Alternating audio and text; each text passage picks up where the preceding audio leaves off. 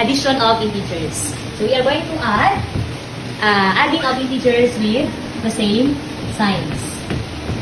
Okay, isa man to ang mga sign. Can be positive or negative. Example, number 1.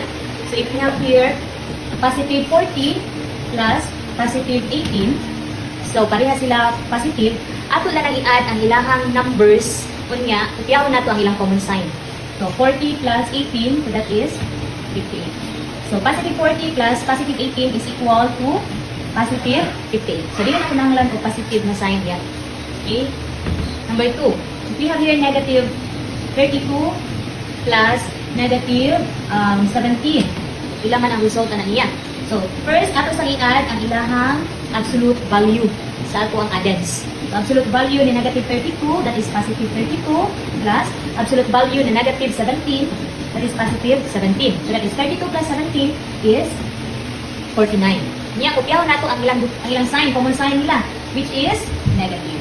So, negative 32 plus negative 17 is equal to negative 49.